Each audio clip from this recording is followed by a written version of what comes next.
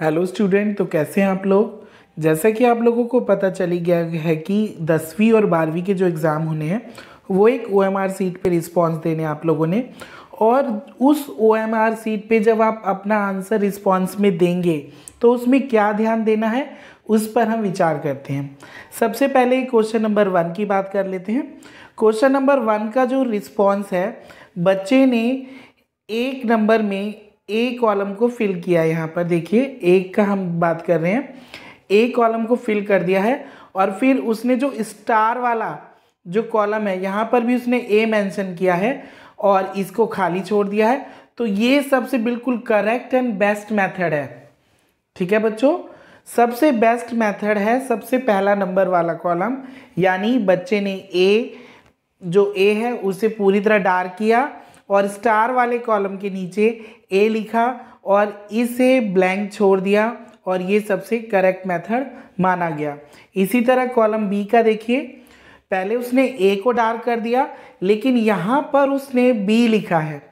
तो जब चेकिंग होगी आपकी तो आपको बी मानकर ही चेकिंग होगी और आपने यहाँ खाली छोड़ दिया है, तो यानी ये क्वेश्चन आपका चेक होगा, लेकिन इसका जो सेकंड का ऑप्शन है वो बी माना जाएगा। अगर बी ही इसका आंसर होगा तो आपको मार्क्स मिलेंगे और अगर इसका ऑप्शन ए है तो आपको मार्क्स नहीं मिलेंगे। क्वेश्चन नंबर 3 देखिए, यहाँ पर भी उसने ए को फिल किया है, फिर यहाँ ब्रैकेट में इसने बी लिख दिया है और इसे डार्क कर दिया है। जो आपका ये है हैज़ के नीचे वाले कॉलम को डार्क करने का मतलब है कि आप ये क्वेश्चन छोड़ रहे हैं।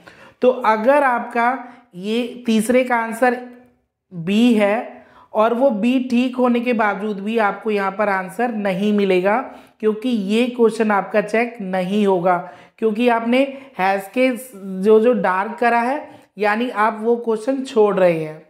ठीक है, हाँ जी। क्वेश्चन नंबर 4 की बात करें, क्वेश्चन नंबर 4 में फिर ए को डार्क किया गया है, बी पे क्रॉस है, सी पे क्रॉस है और डी पे क्रॉस है और ब्रैकेट में यहाँ पर सी लिख दिया गया है, यानी आपका ऑप्शन सी माना जाएगा।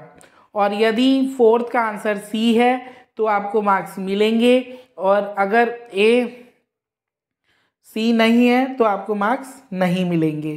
क्वेश्चन 5 की बात करें, यहाँ देखिए बच्चे ने पहले में क्रॉस, दूसरे में टिक, फिर क्रॉस, फिर यहाँ पर उसने डी लिख दिया है। ठीक है, डी लिख दिया है और ये इसे खाली छोड़ दिया है। तो अब यहाँ पर इस पांचवें का आंसर डी माना जाएगा।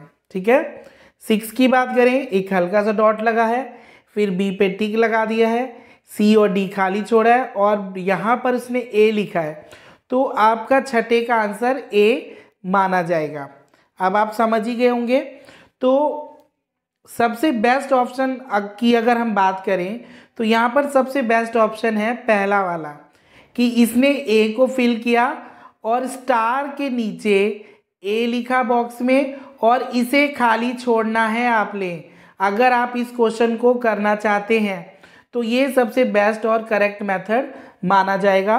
इसी तरह सेकंड पर आते हैं हम दोबारा से, उसने ए भरा है लेकिन यहाँ पर ब्रैकेट में बी है तो उसका आंसर बी माना जाएगा।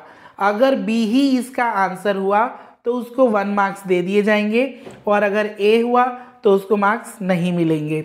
क्वेश्चन नंबर 3 में देखिए, ए भर दिया, फिर इसने ब्रैकेट में बी लिख दिया है और फिर इसने इसको डार्क कर दिया है। इसको डार्क करने का मतलब है कि आप ये क्वेश्चन छोड़ रहे हैं। ठीक है, ये क्वेश्चन आपका इवैल्यूएट नहीं होगा। तो यहाँ पर आपने उन्हीं को डार्क करना है जिसको आप छोड़ना चाहते हैं। ठीक है, अब आइए हम बात करते हैं आगे कुछ और भी क्वेश्चंस की। क्वेश्चन नंबर ये देखिए 17 देखिए। अब यहाँ पर जो क्वेश्चन नंबर 17 है इसमें उसने सभी कॉलम को खाली छोड़ दिया है। ठीक है, कोई भी ऑब्जेक्ट ABCD उसने भरा नहीं है, यहाँ नहीं लिखा और इवन इसे भी खाली छोड़ दिया है। तो such responses will fall under UFM, hence assistant superintendent must inform and check in the exam room. तो वहाँ पर जो आपके रूम में जो इन्वेस्टिगेटर होंगे उनको ये ध्यान रखना है और बच्चे खासकर ऐसा एक भी क्वेश्चन ना छोड़ के आए, ठीक है। अगर आप 17 क्वेश्चन को करना नहीं चाहते तो आपने इस कॉलम को पूरी तरह डार्क करना है कि आप इसे छोड़ रहे हैं।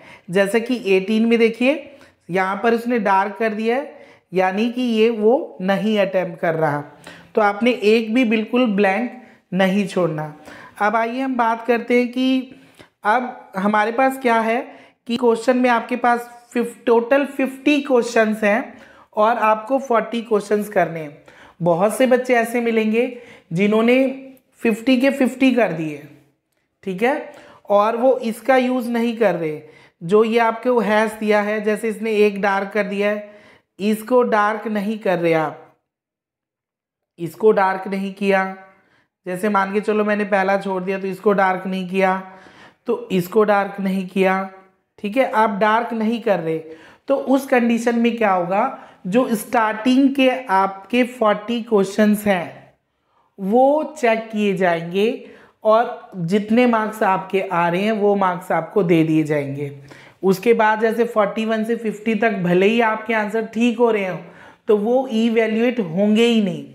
तो इसलिए आपने ये ध्यान रखना है कि जिस क्वेश्चन को आप छोड़ रहे हैं तो वो इसके अंडर वाले कॉलम उसके सामने को पूरी तरह डार्क कर दे, ठीक है। और बच्चे इनमें भले ही कुछ कर दें, लेकिन जब आप स्टार के नीचे वाले कॉलम्स भरेंगे तो वहाँ पर ऑप्शन ज़रूर लिखें और बहुत ही अच्छे ब्लैक या ब्लू बॉल पेन से भरें। जेल पेन का यूज़ बिल्कुल भी नहीं करना है, ठीक है। तो सबसे बेस्ट ऑप्शन आपको पता चल गया। क्वेश्चन नंबर 1 की बात करें, यहाँ पर ये देखिए ये कि उसका ए रिस्पॉन्स भरा है और ए यहाँ भी लिखा है और इसे खाली छोड़ना है, तो ये हमारा सबसे बेस्ट आंसर होगा, ठीक है बच्चों। और बेस्ट ऑफ लक है सभी 10th एंड 12th के स्टूडेंट को। आप सभी बहुत ही अच्छे नंबरों से पास हो और उम्मीद है कि आप लोगों को समझ आ गया होगा। और ठीक है बच्चों, बाय, बेस्ट ऑफ लक।